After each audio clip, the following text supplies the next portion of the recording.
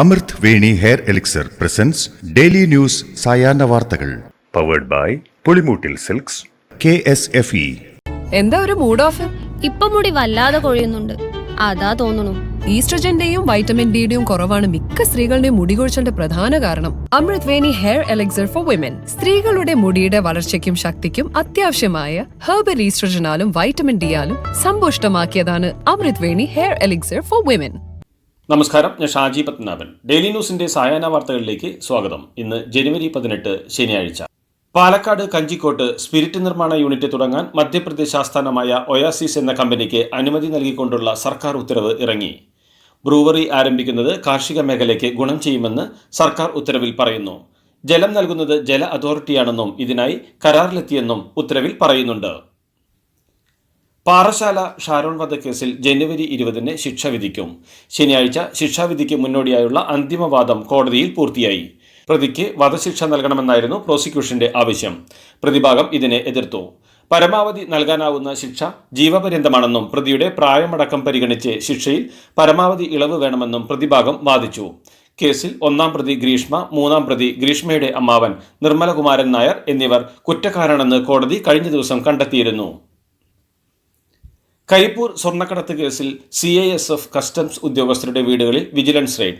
സംസ്ഥാനത്തിനകത്തും പുറത്തുമായി കേന്ദ്ര സർക്കാർ ഉദ്യോഗസ്ഥരുടെ വീടുകളിൽ ഇങ്ങനെയൊരു വിജിലൻസ് റെയ്ഡ് ഇതാദ്യമായാണ് നടക്കുന്നത്. കോഴിക്കോട്, മലപ്പുറം, അമൃത്സർ, ഹരിയാന എന്നിവിടങ്ങളിലാണ് റെയ്ഡ് നടക്കുന്നത്. സ്വർണ്ണക്കടത്തിന് കൂട്ടുനിന്ന ഉദ്യോഗസ്ഥർ ഹവാല വഴി പ്രതിഫലം വാങ്ങിയെന്നാണ് കണ്ടെത്തൽ. 2023 മലപ്പുറം പോലീസ് രജിസ്റ്റർ ചെയ്ത കേസ് വിജിലൻസിനെ കൈമാറുകയായിരുന്നു.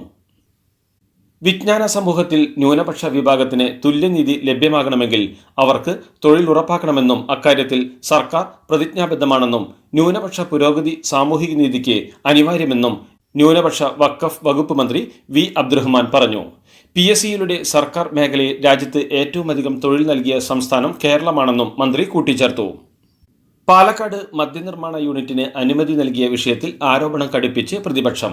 എലപ്പുള്ളി പഞ്ചായത്തിൽ കോളേജിലെന്ന് പറഞ്ഞാണ് സ്ഥലം ഏറ്റെടുത്തതെന്നും എന്നാൽ നിർമ്മിക്കുന്നത് മദ്യനിർമ്മാണശാലയാണെന്നും ഇതാണോ സർക്കാരിന്റെ കോളേജെന്ന് സർക്കാർ മറുപടി പറയണമെന്ന് പ്രതിപക്ഷ നേതാവ് VD സതീശൻ പറഞ്ഞു. പാലക്കാട് മദ്യനിർമ്മാണ യൂണിറ്റിന് അനുമതി നൽകിയ മന്ത്രിസഭാ തീരുമാനത്തിനെതിരെ രമേശ് ചെന്നിത്തല. എക്സൈസ് വകുപ്പ് CPMന്റെ കറവ പശുവാണെന്നും ഭരണം തീരും മുമ്പുള്ള കടുംവെട്ടാണ് CPMന്റേതെന്നും പദ്ധതിക്കെതിരെ ശക്തമായ നടപടിയുമായി കോൺഗ്രസ് മുന്നോട്ടു പോകുമെന്നും ചെന്നിത്തല പറഞ്ഞു. പാലക്കാട്ടെ കഞ്ചിക്കോട്ട് മദ്യനിർമ്മാണ യൂണിറ്റിന് അനുമതി നൽകിയതിനെതിരെ പ്രതിഷേധവുമായി എലപ്പുള്ളി പഞ്ചായത്ത് പ്രസിഡന്റ് രേവതി ബാബു. എലപ്പുള്ളിയിൽ ബ്രൂവറി തുടങ്ങാനുള്ള മന്ത്രിസഭാ തീരുമാനം പഞ്ചായത്തിനെ പോലും അറിയിക്കാതെയാണ് ഉണ്ടായതെന്നും സർക്കാരിൽ നിന്ന് യാതൊരു അറിയിപ്പും കിട്ടിയിട്ടില്ലെന്നും പഞ്ചായത്ത് പ്രസിഡന്റ് രേവതി ബാബു പറഞ്ഞു. പാലക്കാട് ബ്രൂവറിക്ക് അനുമതി നൽകിയതുമായി ബന്ധപ്പെട്ട് മന്ത്രി MP രാജേഷിനെതിരെ വിമർശനം കടുപ്പിച്ച് പ്രതിപക്ഷ നേതാവ് VD സതീശൻ. സ്വന്തം ജില്ലയിലെ ജനങ്ങളുടെ കുടിവെള്ളം മുട്ടിക്കാൻ മന്ത്രി മുന്നിട്ട് ഇറങ്ങുന്നുവെന്നാണ് VD സതീശൻ പറഞ്ഞത്.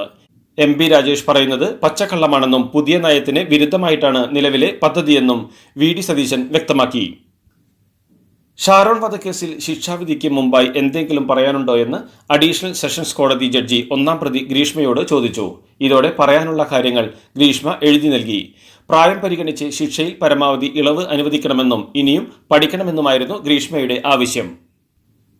ഷാരോൺ വധക്കേസ് അപൂർവങ്ങളിൽ അപൂർവമാണെന്ന് പ്രോസിക്യൂഷൻ. പ്രതിക്ക് ചെകുത്താന്റെ ചിന്തയാണെന്നും പരമാവധി ശിക്ഷ നൽകണമെന്നും വാദിച്ച പ്രോസിക്യൂഷൻ ഒരു ചെറുപ്പക്കാരനെ അല്ല, സ്നേഹമെന്ന വികാരത്തെ കൂടിയാണ് പ്രതി കൊലപ്പെടുത്തിയതെന്നും പറഞ്ഞു.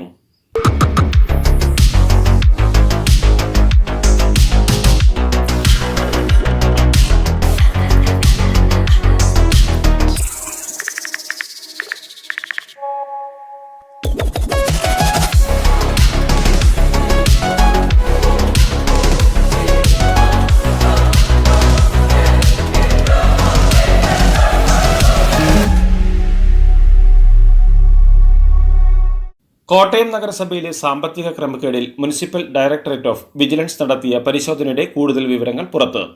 നഗരസഭയുടെ 20 വർഷത്തെ കണക്കുകളിൽ പൊരുത്തക്കേടുണ്ട്. ചെക്ക് ആൻഡ് ഡ്രാഫ്റ്റ് രജിസ്റ്റർ സൂക്ഷിക്കുന്നില്ല. ബാങ്കുകളിലെ റീകൺസിലിയേഷൻ സമയബന്ധിതമായി പൂർത്തിയാക്കിയിട്ടില്ല. നഗരസഭയുടെ വിവിധ ബാങ്ക് അക്കൗണ്ടുകളിൽ നെഗറ്റീവ് ബാലൻസ് കണ്ടെത്തി. വിജിലൻസ് അന്വേഷണത്തിൽ കുറയാത്ത അന്വേഷണമാണ് LDF ആവശ്യം. കോഴിക്കോട്ടെ റിയൽ എസ്റ്റേറ്റ് വ്യാപാരി മുഹമ്മദ് ആട്ടൂർ എന്ന മാമിയുടെ തിരോധാനത്തിൽ അന്വേഷണ സംഘത്തിനെതിരെ മാമിയുടെ ഡ്രൈവർ രജിത് കുമാർ നൽകിയ പരാതി തള്ളി. പോലീസ് കംപ്ലയിന്റ് അതോറിറ്റിക്ക് നൽകിയ പരാതിയാണ് തള്ളിയത്. ADGP അജിത് കുമാറിന്റെ നേതൃത്വത്തിലുള്ള പ്രത്യേക അന്വേഷണ സംഘത്തിന് എതിരെയായിരുന്നു പരാതി.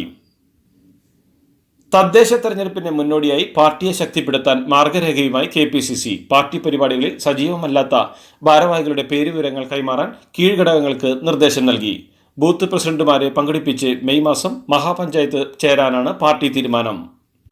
സ്വത്ത് തർക്കവുമായി ബന്ധപ്പെട്ട കേസിൽ മന്ത്രി KB ഗണേഷ് കുമാറിന് ആശ്വാസം.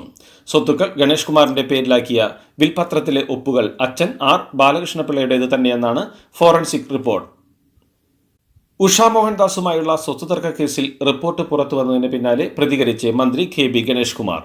ഫേസ്ബുക്കിലൂടെയാണ് ഗതാഗത മന്ത്രിയുടെ പ്രതികരണം. ഒരുപാട് കള്ളങ്ങൾ പറഞ്ഞാലും ഒടുവിൽ സത്യം തെളിയുക തന്നെ ചെയ്യുമെന്നും എന്നെക്കുറിച്ച് വന്ന ആരോപണങ്ങൾ എല്ലാം തെറ്റായിരുന്നു എന്ന് കാലം തെളിയിച്ചതിൽ വളരെ സന്തോഷമുണ്ടെന്നുമാണ് മന്ത്രിയുടെ പ്രതികരണം. പറവൂർ ചേന്നമംഗലം കൂട്ടക്കൊലക്കേസിൽ ഉടൻ കുറ്റപത്രം സമർപ്പിക്കുമെന്നും പ്രതി ഋതു ജയനെ പരമാവധി ശിക്ഷ ഉറപ്പാക്കാൻ എല്ലാ ശ്രമവും നടത്തുമെന്നും ആലുവ റൂറൽ SP വൈഭവ് സക്സേന പറഞ്ഞു. 5 ദിവസത്തേക്ക് ഋതുവിനെ കസ്റ്റഡിയിൽ ലഭിക്കാനുള്ള അപേക്ഷ പോലീസ് ഇന്ന് നൽകും. വ്യായാമത്തിൽ നിബന്ധനകളുമായി സമസ്ത AP വിഭാഗം.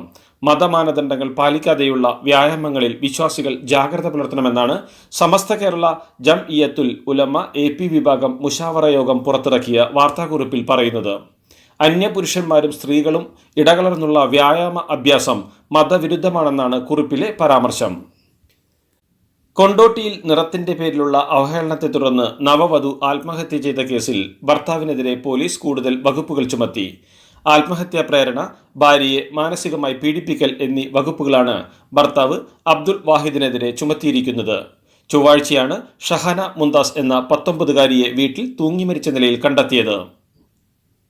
മണ്ണാർക്കാട് നോമ്പുകഞ്ഞിയിൽ വിഷം കലർത്തി ഭർത്താവിന്റെ മുത്തശ്ശിയെ കൊലപ്പെടുത്തിയ കേസിലെ പ്രതികളുടെ ശിക്ഷാവിധി ഇന്ന്. തോട്ടര സ്വദേശി നബീസ കൊല്ലപ്പെട്ട കേസിൽ കൊച്ചുമകൻ ബഷീറും ഭാര്യ ഫസീലയും കുറ്റക്കാരാണെന്ന് കോടതി കണ്ടെത്തിയിരുന്നു. കേരളത്തിൽ വീണ്ടും യെല്ലോ അലർട്ട് പ്രഖ്യാപിച്ച് കേന്ദ്ര കാലാവസ്ഥാ വകുപ്പിന്റെ മഴ പ്രവചനം.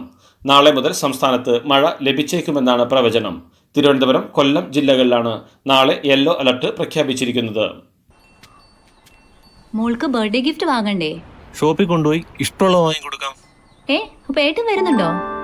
ഗിഫ്റ്റ് കാർഡ് വരും. അതെ, ഓരോ ചിട്ടിയിലും ഒരാൾക്ക് 5000 രൂപയുടെ ഗിഫ്റ്റ് കാർഡ് സമ്മാനം. മെഗാ സമ്മാനമാണെങ്കിലോ പുതുപുത്തൻ ബെൻസ് കാർ. 2ാം സമ്മാനം ഇന്നോവ ക്രിസ്റ്റ, അതും 17 ഇത്തവണ സമ്മാനങ്ങളുടെ നക്ഷത്ര തിളക്കവുമായി KSFE ഗാലക്സി ചിട്ടികൾ.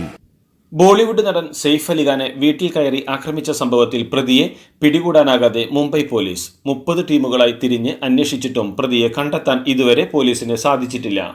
30-ലധികം പേരുടെ മൊഴി ഇതിനോടകം പോലീസ് രേഖപ്പെടുത്തിയിട്ടുണ്ട്. സെയ്ഫ് അലി ഖാനെ അക്രമി ആവർത്തിച്ച് കുത്തുന്നത് താൻ കണ്ടെന്ന് വ്യക്തമാക്കിക്കൊണ്ട് പോലീസിന് മൊഴി നൽകിയിരിക്കുകയാണ് ഭാര്യ കരീന കപൂർ.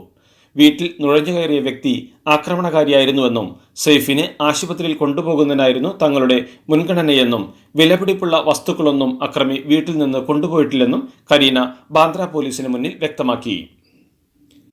പൊങ്കലിന് തമിഴ്നാട്ടിൽ റെക്കോർഡ് മദ്യവിൽപ്പന.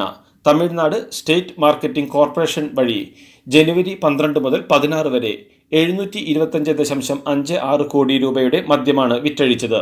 കഴിഞ്ഞ വർഷം ഇതേ കാലയളവിൽ 678.65 കോടി രൂപയുടെ മദ്യമാണ് വിറ്റത്.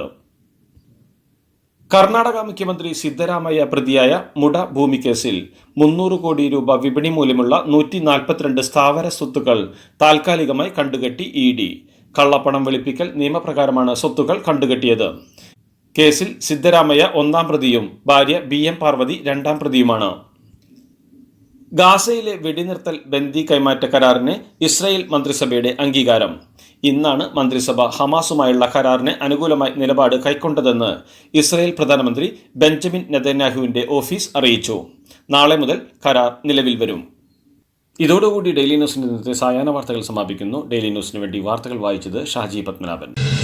DailyNewsLive.in വാർത്തകൾ വിരൽ തുമ്പിൽ.